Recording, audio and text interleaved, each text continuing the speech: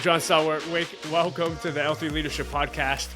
You're a second-time guest. We were just talking. You were actually the seventh episode of, at that time, the Learning to Lead podcast. I still remember being afraid to ask you for the interview. I still remember coming to your office, and man, it was just such a joy. And it's been a pleasure to get to know you over the last decade. And we'll get into this, but you've been extremely influential in my life, especially when a few years ago I went through a really dark season. Your coaching was really, and your voice in my life was really significant at that time. So I want to thank you for everything you've imparted to me throughout my leadership journey. And I know I'm just one of hundreds of thousands of leaders that you've added value to over the course of your journey. So just wanted to start by saying thank you and welcome. Thank you very much, Doug. It's been 11 years since we did that podcast, and I think you and I have known each other for 15. And I think you know that I am a big fan of the way you put yourself out there in service to other people. And it's a real honor to join you on this podcast. So thank you for having me. Yeah. Well, I want to start with actually talking about a book that when I was going through a dark season, I'll hold it up here. For those listening, if you've been along for the journey, I had what I would call a mental breakdown in the fall of 2020. And John runs an organization called the Center for Serving Leadership, and they have a collaborative cohort program that I got to go through, and it was extremely beneficial. And I remember as a part of the program, you actually get one-on-one coaching with John, and I was meeting with him, and he just said, you have to read this book. I think it'll really help you. And I actually had no idea what the book was about. I'm like, hey, it's probably another leadership book, servant leadership. I feel like I get that. And the actual content of the book shocked me. It was all about actually dealing with trouble and with pain and how that leads to growth. And little did I know it, I can only say this now looking back, but that's exactly what I was in the middle with. And it was so difficult. And so I'm so passionate about this message, John. So I'll just leave this really open-ended at first, and then we can dive into some of the practical content. But you wrote this book, Grow Up. Why did you write this? And really, what do you want leaders to get out of it? Well, so I've been very close to a lot of leaders for a long, long time.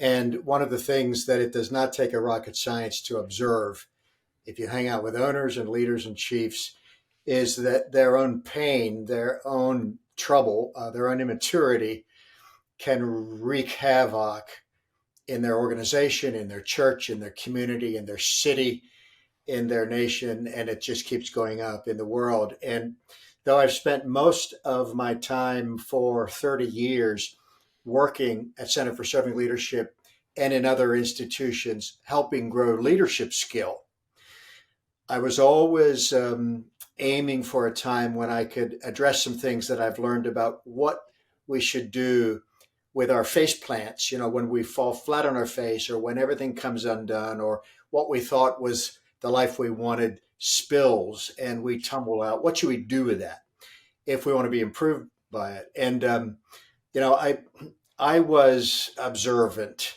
from boyhood. My eyes worked when I was even very small. And I noticed as a young boy and as a teenager and ever since that some human beings become more beautiful through everything they suffer and everything they endure. And you want to be with them. And some human beings become ugly through what they have suffered. And you don't want to be with them. And so even when I was young, I thought, I want to take the route of growing. And there is a direct relationship between the worst things that happen to us, what we do about them, how we respond to them, and what happens to us over time in terms of our heart, our openness, our trust, our joy, our sense of life's wonder, our desire to be with people and to be for people. There's a direct relationship. And so I wrote this book ultimately, finally, to unpack what I've been watching for. I can say that I've been watching this for about 58 years. I'm 64. Wow. And I had some experiences when I was 5, 6 that woke me up, not pleasant experiences, and caused me to begin to realize what's underneath, underneath the cover or behind the curtain in the human life. And so this book is a long time coming. Yeah, well, this book and this message are so necessary. And part of the process, I just want to walk through some of this. The process that you take leaders through in the book, the first step of the process, I would say, is you say that leaders have to recognize that I'm not exempt from trouble. And that statement alone, now I wouldn't have said this, but when I got saved and gave my life to Christ at 17, my life transformed completely. It was beautiful. And I want to say, I don't want to say that I believed my life would always be up and to the right, but my experience was I'm very positive. Everything was going really great for a really long time until I had that mental breakdown. And I think in processing that, it was funny. I'm just trying to give context for your answer. I was interviewing a leader, two leaders actually, but the wife of the woman that I was interviewing had become deaf when she was 30. Hmm. And she was raised to believe that you would never suffer, nothing bad will ever happen to you. And so when that happened, she really, really questioned God. She questioned everything. She was angry at God, and ended up, God, just like your book says, God ended up doing something beautiful through that experience. But what she said through that, she said, we are setting up the next generation for so much harm when we don't teach them a proper theology of suffering. Yeah. Because if they think that suffering will never come, when it does, they automatically run away and basically abandon God in their life. And so can you just talk to us about this concept and why it's so important for leaders to realize they're not exempt from trouble? Well, at a simple level, because all of us have a certain notion that once we figure something out, life will go up and to the right. Or we have a notion that the smarter people have figured things out and their life is going up and to the right. One of those two, all of us, we either think, if I could just learn, if I could just understand, if I could just reach this hurdle or get over that threshold or maybe finish this degree or find that life mate or get this kind of job, whatever it is, we have this idea that between me and the beginning of life as it's supposed to be, trouble-free, is a step or two. Maybe I don't even know what it is, but I need to figure it out. Or we think that, when they handed out the deck of cards, they left us short of a full hand. But other people that we observe are trouble-free because, externally, people can look pretty good. You say, how you doing? And they say, I'm doing good. And they're actually not doing good. And so simply stated, I think everybody has that notion. And it's a very damaging notion because as soon as we fail or fall or get betrayed, and you name it, I mean, the list of things that happen to human beings is quite large. As soon as that happens, then it raises serious questions about whether we're qualified, to take up space. And so that's at a very simple level. But more deeply, we know from Scripture that trouble is stitched in. And Jesus said, in this world, you will have trouble. So what are we thinking? We're not going to have trouble? He said, we're going to have trouble.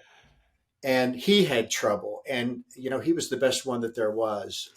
Little sidebar, Doug, you're holding a copy of the book called Grow Up. It's a sequel to the global book called The Serving Leader, the one that really opened up the pathway of my vocation around the world. And it picks up the same characters in The Serving Leader, the same main character.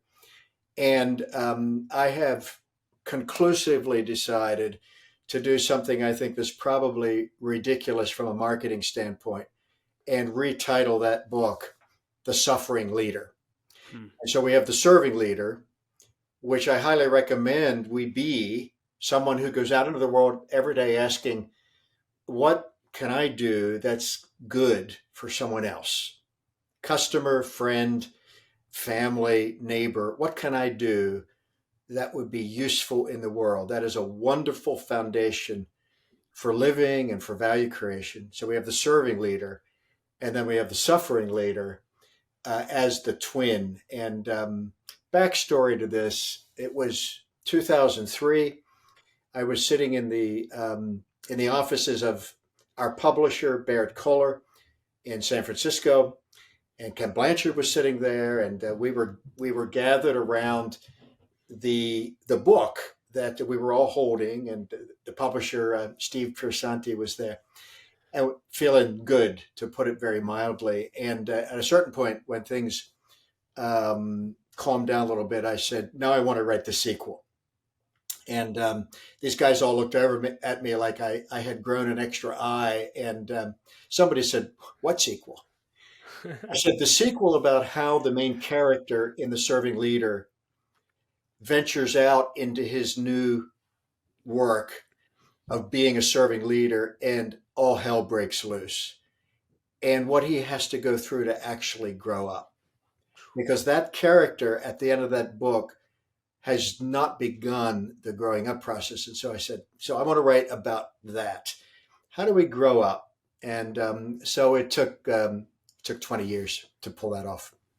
Wow. So first we have to recognize that we're not exempt from trouble. Two, you actually say to anticipate Yeah. trouble. Is that more about just a mindset of just recognizing when it comes, I shouldn't be surprised by this, or talk more about anticipating? No, you build it into anything. I'll give you a concrete example. I'm a visionary, and my hardwiring is strategic. You give me a problem, my brain maps pathway through. I don't see problems when I have a strategy. I see solutions. And that creates a tremendous vulnerability. And I remember back, I was 18 years at Pittsburgh Leadership Foundation, and a very, very dear friend was chair of my board. His name is Dick Johnson. He's retired now. He had come out of Gulf Oil, and he was a tremendous operations chief and implementer of complex things. And I would share a vision of something, a strategy for something, and my track record around envisioning and strategizing things is pretty solid. My mind works well. I easily reject cool ideas that won't work. And Dick would come at me with questions. Hmm. And, as a 35-year-old CEO, that was terribly discouraging. Well, what about this? And have you thought about this? And, if we do this and that happens, then what is going on? And what he was doing is he was anticipating. And so to build in a capacity to, take that beautiful idea you have, or the best case scenario that you're sure is going to work out, and put contingencies behind it and think through, what would we do if we had to go to plan B? It's just wise, not to take away the power of vision and of boldness, but to temper it. And so I needed to grow another decade to realize that people wired to ask questions and to poke holes at good ideas are essential Mm. to our well-being. And so that's the spirit in which that second point is offered. Yeah. And the third, which again, I just want to run through them all because they're so good. Third is to actually admit, which for leaders, I know this can be incredibly difficult, but actually admit you're in trouble. What Yeah. do you have to say about that? Well, a buddy of mine named Glenn Main 2 decades ago said, T cubed, tell the truth. All progress begins with telling the truth. Hmm. And it is impossible to make progress if we cannot admit that we have a problem. It's baseline. There's a Christian theological side to this. It is impossible to begin a journey of transformation if we can't say, I am inadequate on my own. Admit you're in trouble. Baseline for a bright future is being able to say, I messed this up. I feel lost. I'm in pain. I'm a sinner. I broke it. Whatever it is, to be able to say that was on me. First of all, we can't get help. That jumps the gun here a little bit, but we're not in a posture of even being improvable. Hmm. If we always have to play close to the vest and everything's great and how are you doing? Fantastic.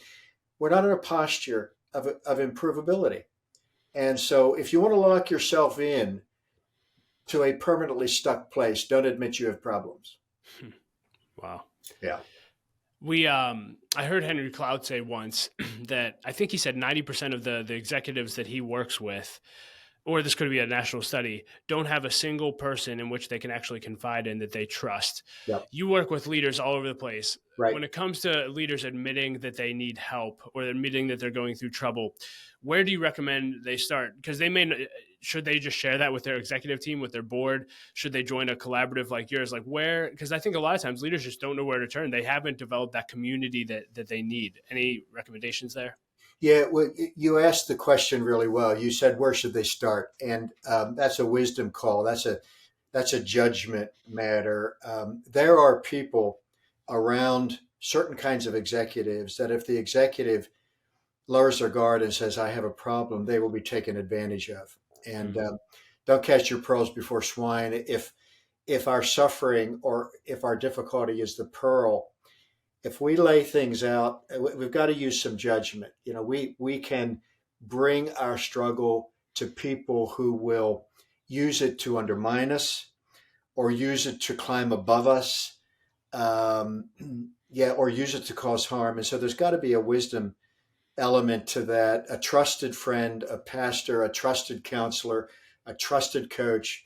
If you've been gangbusters and always telling everybody in the world that you're the best thing since sliced bread, I'd start with a pretty confidential place so you can start to get used to that. But it's interesting to me that senior, veteran, well-established leaders who are not vulnerable any longer to sabotage and manipulation and people who are usurping them are very transparent with their troubles in many settings. I spent some time with one of my favorite leaders in Pittsburgh. I spent a lot of time with a man named Ray Bakke. And I was a pretty young man the first time I went into Bombardier and sat with Ray, who was president of Bombardier. That's the American automated people mover division of the global German company, and sat with his leadership team and listened to Ray talk very, very candidly with his executive team about their problems, his problems, their needs, things they weren't doing well enough, things he was working on. But that was a pretty seasoned place in the journey, Doug. And sometimes a person just wants to be authentic and lay it all out, and the game is over because they haven't even established their credibility, or they haven't surrounded themselves with people of integrity and people who've got their back. And it might be a moment of honesty, but they get rolled, and so it's a judgment call. Playing it close to the vest, there are places to do that, at any stage of life, because we have to be wise as a serpent and innocent as a dove. But increasingly, as years go by, we want to be on teams and we want to have a family in which sharing the truth is easy. It's easy and it's safe. The wonderful thing about Alcoholics Anonymous, which our city, Pittsburgh, has such a relationship with because Sam Shoemaker, who was a remarkable influencer of this city back in the 50s, led Bill W. and Dr. Bob to sobriety, the founders of AA. They both said that Sam Shoemaker, our Pittsburgh, hero, gave them the 12 steps. And right at the beginning, in the AA meeting, you stand up and you say, "Hey, my name's John and I'm an alcoholic." And what is that? It's putting it out there. And then what happens? Everyone says, "Hey, John." In other words, us too. Like, this isn't now going to become a gossip session about what a terrible person John is. He was honest. We're going to lie, right? It's a beautiful thing to find ourselves in a community of grace and truth. And it's important for our growth. Yeah, that's so good. And leaders, again, we say this all the time. It's one of our core values is community. No leader should do life alone, but in community. Right. And if you don't have a place where you're fully known, fully loved, and fully challenged, you need to do everything you can the next year to find that, because there's nothing better. Fully known, fully loved, fully challenged. And inside the loved means that your humanness does not become a chink that other people can begin to maneuver to take advantage of you, deep trust. And that is, what we're searching for, I think, in life, is a place where we're at the table and we can bring what we have to that table, our assets and our needs, and other people can bring what they have to the table, and we're in full fellowship with one another. I totally agree with that. So good. John, you mentioned coaching, I'll let pastoring and things like that speak for itself. Therapy. You coach leaders. I've been a beneficiary of your coaching. If that's a place where maybe leaders have thought, I don't need a coach, could that be a place for them? And why do, in your opinion, leaders need coaches in their lives? Anyone who wants to perform well gets coaching. And so use the sports analogy. Michael Jordan, so good, he doesn't need a coach. Tiger Woods, so good, he doesn't need a coach. Just go down the line. That's ridiculous. We're good at what we're good at. We know what we know. We don't know what we don't know, and we don't know where the gaps are. If I could fix the things that are wrong, well, then they wouldn't be wrong already. I would have already fixed them. And so coaching is another, it's another presence. Is somebody who's had some life, who's been through some things. I want to be with a coach who has failed and fallen down and suffered. And can I digress a second? Please. The best leaders on earth. I've had this amazing privilege of being close to hundreds and hundreds of veteran leaders who have, we know them now at the top of their game, at the head of their industry. You look around them and you see workplaces where people thrive, and you see, brand positions that are enviable, and you see, market share that's just amazing, and they attract good people and they retain good people, and people feel like tall human beings in those workplaces. And I don't know a single leader who understood how to do that at the beginning. I don't know, among all the finest leaders on earth, a single one who understood how to do it when they started. So they got help. They learned, they got coached, they went through the school of hard knocks. They were improved by what happened to them. Going through a lot of experiences doesn't guarantee we get better. Experience is not the best teacher. I know people who've experienced everything, and they're horrible people.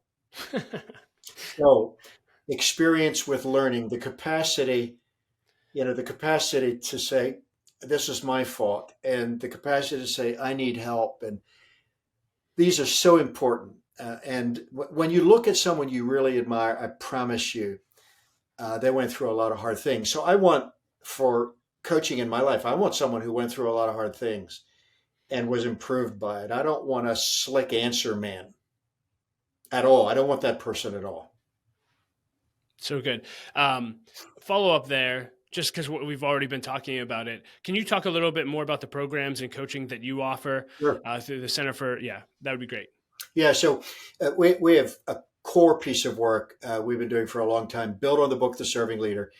We bring leaders together either in public, where they come from multiple companies within a geography, and we do this across the U.S., we do this in Asia. We have an office in Singapore, and then we have staff here. We have staff there, we have staff here. And they spend 6 months, part of a day up to a day a month, depending on how much bandwidth they have, inside hospital systems, chiefs of medicine, chiefs of surgery. They'll give us 2 hours once a month, but they go through a learning process each month, and it has an application piece. In other words, it's not information or inspiration or concepts. It's tools and discipline practices that I gathered from watching good leaders around the world, watching that they were doing those things. And then they have a month to implement small implementations. Then we come back together and check it out, how'd it go? We add another one. So we call that a serving leader cohort. And we offer them, in a variety of geographies. We offer them virtually online, because everything is also digitized and filmed. Then we have shorter courses. We have what's called the Serving Leader Short Course. We have a little course online that's called Charting Your Leadership Journey, for people who are just beginning to think through the journey that's ahead.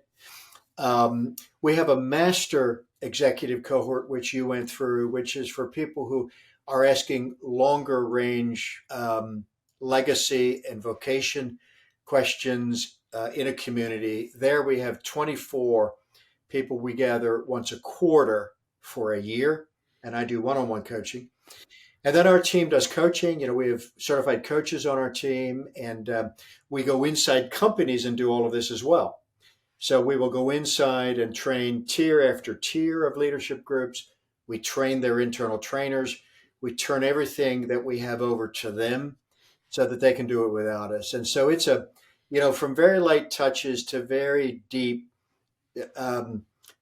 sticky, sustainable engagements where the companies that we have worked with are now carrying the work on without us. We're built for that. So it's a fully orbed leadership program, tightly focused, how we need to behave better in our leadership to directly measurably impact the workplace culture and growth of people as measured in performance. And we put a big stock on accountability for outcomes. If you're learning the right thing in leadership growth, it needs to show up customer facing. You ought to be able to see a year later that turnover has gone down, retention has gone up, costs have gone down, mistakes have gone down, customer satisfaction has gone up, or patient satisfaction.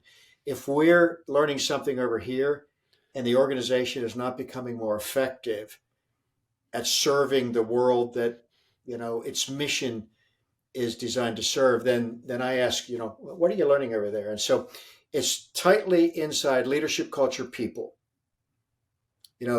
because people are amazing when you win their hearts and you get their minds locked in and around what matters. And increasingly they can act and behave and initiate and make decisions, customer facing, knowing they know exactly what you would tell them to do. So they don't have to waste that customer's time to run back and get permission. They can just do good work. We focus on that leadership space. So good. And leader, if you're listening to this and you're connecting with John as we're having this conversation, can't encourage you enough. If you connect with him, check out his website. We'll include links to everything he just mentioned in the show notes. Again, I've gone through the program. It's phenomenal. I've been following and been a part of John's work for the past decade, so can't speak highly enough of it. John, I want to go back into just finishing up our conversation around the suffering leader. Sure. I remember Craig Rochelle, he said when he was a young leader, he had a mentor come to him and he said, Craig, before God uses you greatly, he's going to break you. Good news, right? Yeah, I'm curious, have you found that as you've spent time with all these high capacity leaders, have you found that the people that are being used in the greatest capacities have often been broken the most and actually redeemed their suffering and brokenness? Has that been your experience? Well, I don't disagree with the statement. I would nuance it a little bit. I don't think that the greatest path to the greatest impact requires the greatest tragedy, the greatest mistakes, and the greatest suffering. I think the path to the greatest impact requires a yielded heart, a yielded life, a repentant spirit. I've seen human beings be improved by the smallest of setbacks. And so if you would put this on a 2x2, where not very many hard things happened, a lot of hard things happened, not very much was learned, not very much good stuff was learned, a lot of good stuff was learned. There are people who did not go through particularly difficult things and learned maximally from what they did go through. Wow. And there are people who went through everything and they're just drinking heavy now, or they're really putting on a show that's a scam to try to hold in the pain of their life. And the other nuance I might make, I completely agree with the comment. I don't know where to put. Obviously, God is sovereign over everything, and whatever happens by His allowance. I don't think God is a punisher of human beings or a deliverer of everything that happens to us. Life delivers things, this broken world delivers things, and Satan delivers things. So the key issue is, what do we do? What do we do with what happens to us? And how do we respond to those things? Some of them that God has orchestrated for us, some of them that Satan has orchestrated for us, some of them that friends have orchestrated for us and God has allowed. How do we respond to that? And so I don't know a good leader who hasn't had a soft, responsive heart to change, adjustment. You don't have to be a great sinner. You know, what's a great sinner versus a not great sinner in God's eyes, but you don't have to be a horrible, great sinner to become a great human being.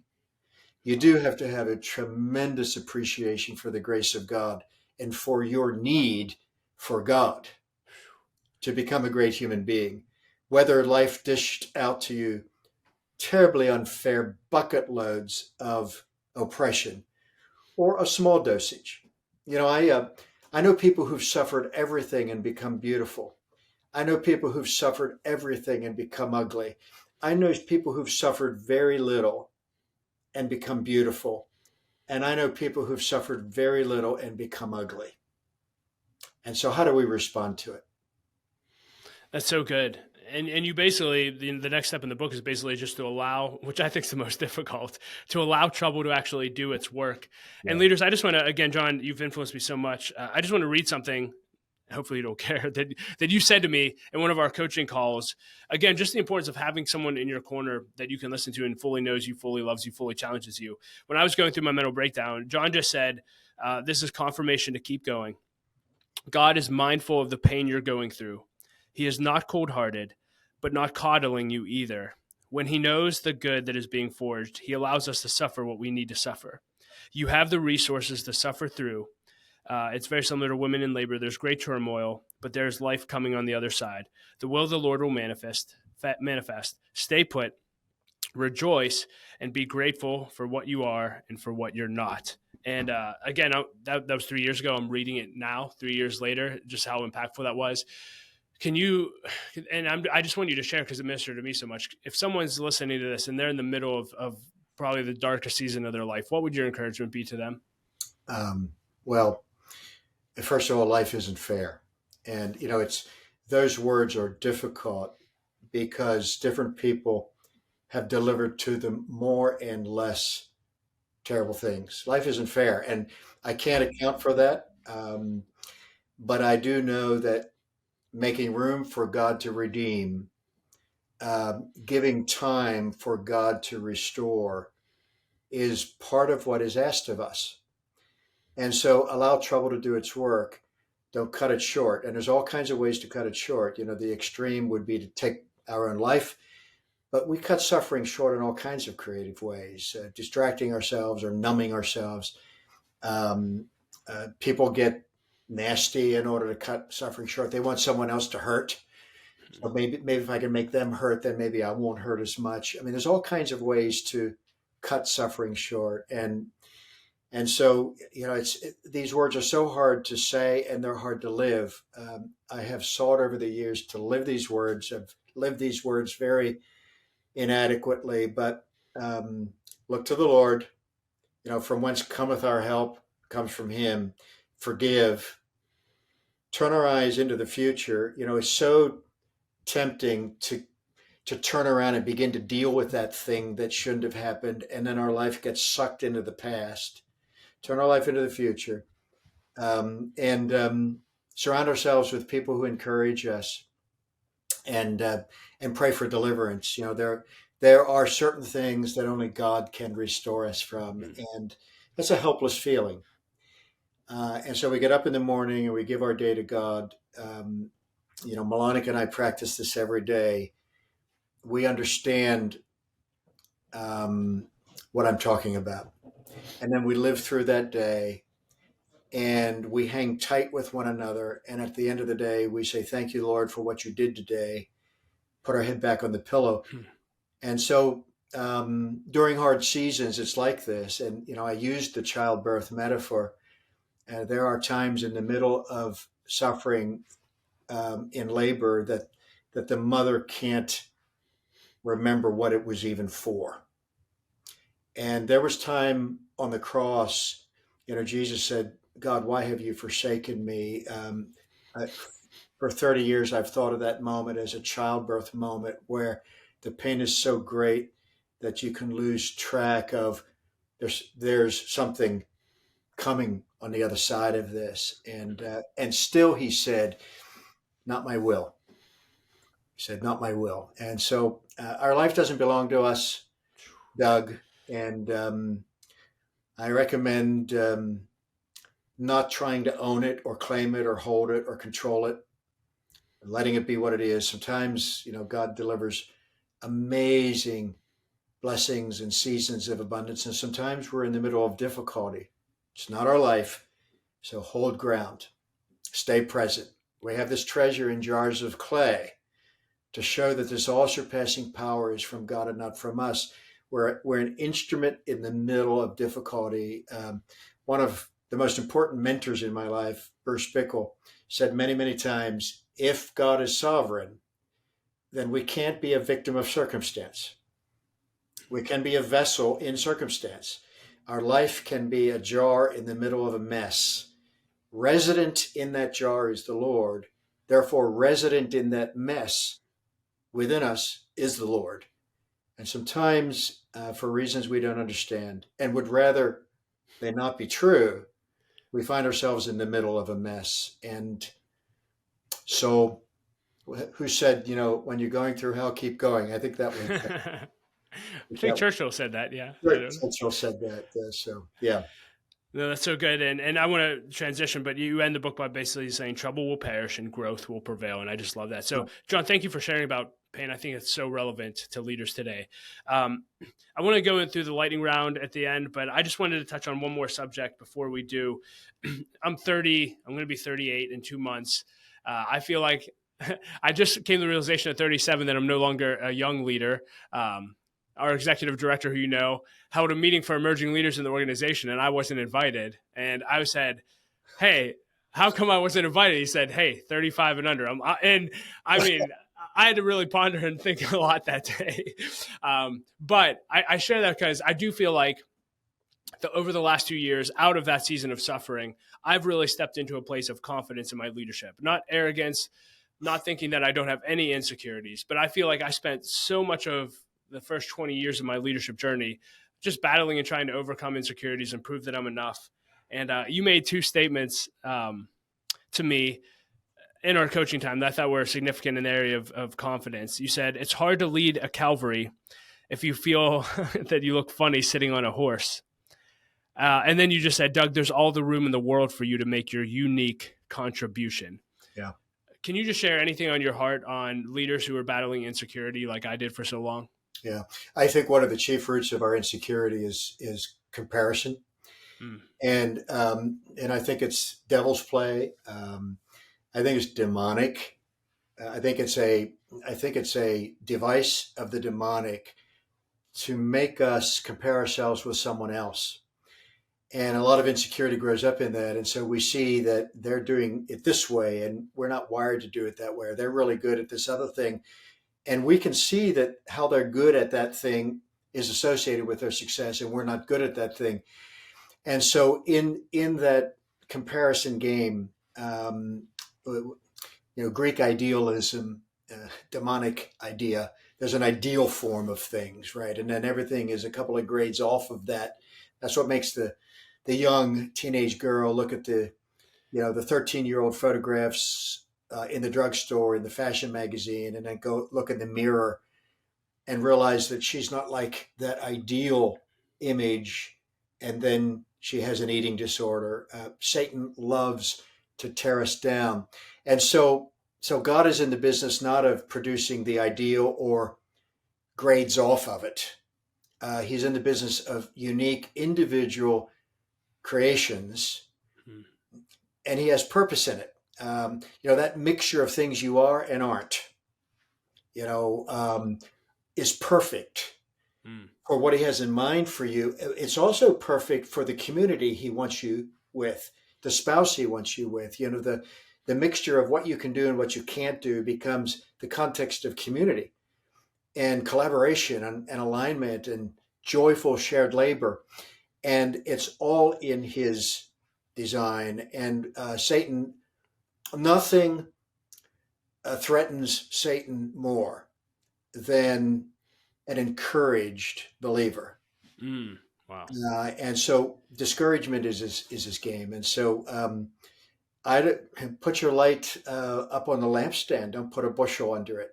You know, God's created that particular light, and it pleases him, and he has uses for it that are good. We'll hear about it later. Usually we don't know. And so what right do we have? I talk to myself about this all the time. What right do we have to dim our light? Let it burn. Let it shine. Well, it's not that great. It is what it is, right? It's what it is. So why is it relevant that it is what it is and it isn't what it isn't? Why is that relevant? It is what God designed. Let it shine, because he's going to do things with it, and he's going to please himself. He's going to lift up other people. You know, people say things like, someone came to me and they said, hey, remember that time 30 years ago, and you don't remember, and you said this to me, and it doesn't, you can't recall that. And it made such a difference to me. God is using us all the time. And mostly we don't see what he's doing. I think it's one of our chief issues. Wow. We can't see how he's using us. And I think it was 25 years ago, it became clear to me that's not a problem. I can survive not knowing what he's doing. Like, what am I demanding? That I be the master of the knowledge of the value of my own life? Wow. I mean, come on. I ought to be the master. I ought to be the expert on the exact value of the day I just lived. I mean, who do we think we are? And so lay it down. And we live through our day. We let God have the glory. We lay our head on the pillow at night and we say thank you. And we rejoice in the Lord. Yeah, I should have put that. I wrote down another quote of yours that fits in the same thing, but I think it fits perfectly with what you just said. Again, this helped me so much. Again, I don't know if you remember saying any of this stuff to me, but you said, Doug, God takes responsibility for your life counting. Yeah. That was a game-changing statement for me. Like, God, I don't have to take responsibility for my life counting. I just need to follow God, and he'll do the rest. And man, it's so insightful what you just said of just, we can't even see 90% of the time how God's actually using us. So thank you for sharing that.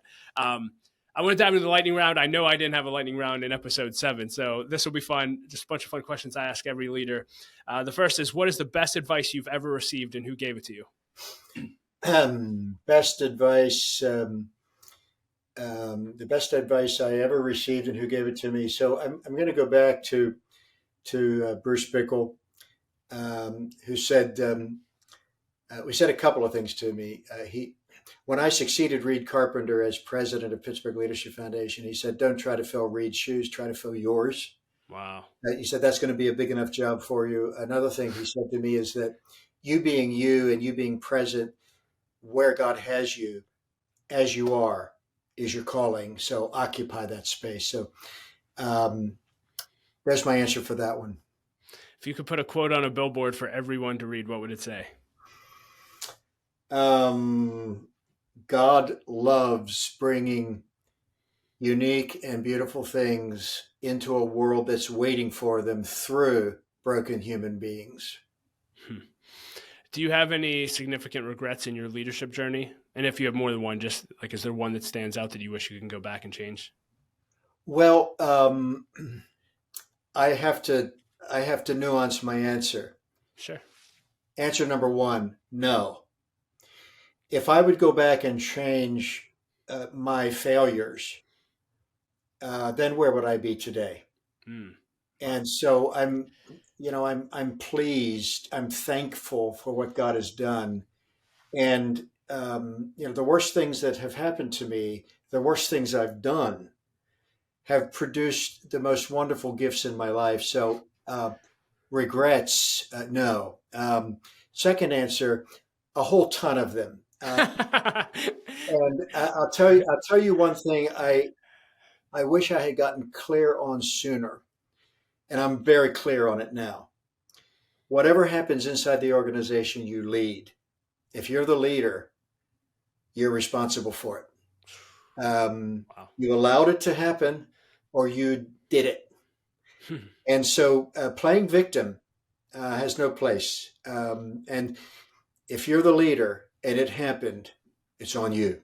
Um, you allowed it or you did it. And I didn't learn that as early as I might have. Hmm. Yeah.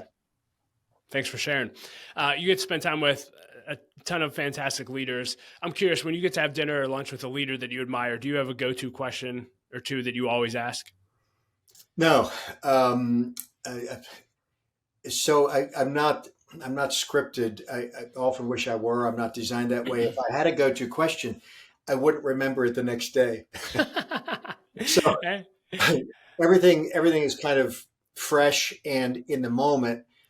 I always ask them to, tell me how they are. I ask them to tell me the story of what they're working on. I ask them to share what's going on right now, uh, and then that brings everything to life for me. And then I know how to engage. And I wish, do I wish I had a go-to question? I don't know. I don't have one, and No, I'm not. I love the awareness around who you are and who you aren't. It's beautiful to tie it back into what you shared earlier.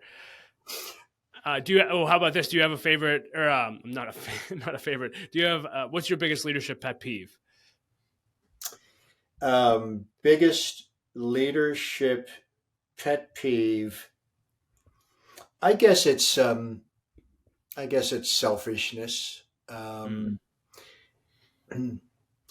One of our colleagues in East Africa, his name is John Wambora in Dar es Salaam. We're doing this serving leader work all over the world. And the president of our company is Kenyan, lives here in the United States. He's heading back to Democratic Republic of the Congo very shortly. And John Wambora says, um, we don't have a poverty, violence, or injustice problem in Africa so much as we have a leadership problem. Hmm. Look at the DRC. It is the resource richest nation on earth. And the corruption, the violence, and the poverty, the injustice is terrible. I spent a lot of time in Singapore. It was our first office outside of the United States, specifically because of what they've done in leadership. In 1965, they were the poorest nation on earth. And they had no resources. They don't have DRC's resources. And today they're number two in GDP per capita measured in purchasing power parity. Wow. And they built that by saying we could blame a lot of people. We could use the power of leadership to serve ourselves, but we're going to turn that around and we're going to teach ourselves and our people how to serve others. And leaders squander immense opportunity and human capacity by thinking of their leadership as for them. And this makes me angry. Uh, our leadership is not for us. Our life is not for us. We're here to make a difference for someone else. If we do a good job, Justin McElhatton from Industrial Scientific said many years ago, I want my people focused on serving others. I don't want them focused on the bottom line. He said, if we do a good job of serving others, saving lives through Industrial Scientific, we'll live to stay in business another day. And so let's put first things first. What's first? Serve our customers, serve our standards, serve our values, serve our people, do the right thing. First things first isn't what can I get out of this? How can I make this work out better for me? That's not the first thing. That's my pet peeve. I love it. Thank you for sharing that. John, anything else you want to leave leaders with today? Well, just that I'm a fan of leadership. When I walk into any kind of an organization and I see, front desk noticing customers right when the door chimes, and I see people, looking away from their work to help. And when I see people making sure that what they promise gets done, it's never an accident. It's never an accident. Good organizations are good because they're led well. Leaders do such important work, and there's suffering in it. What I would say to the leaders who are listening to this is, don't be daunted from leadership by the fact that there is suffering in it. Reality is there's suffering in life. Mm.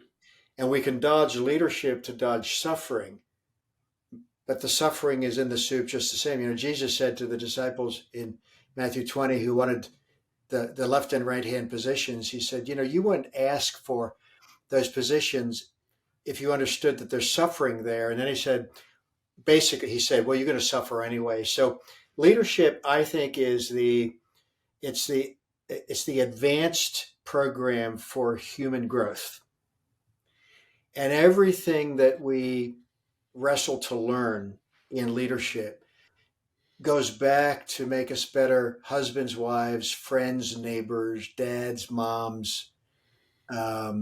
It's a good path. It's a path of responsibility. It's a path of learning to say, I will step forward and help with this. And it's daunting, but I recommend it. And I really, I'm a big fan of people who say yes, big fan of leaders who say yes. So I want to say thank you to leaders. Yeah. And I'll just end by saying thank you to you. Thank you for saying yes to your pursuit of being a serving leader for your entire lifetime and building up and raising up other servant leaders. It's changed my life. It's changed a lot of other leaders' lives, and it's ultimately helped change the world and make it a better place. So thank you. It's my pleasure. Thanks so much, Doug.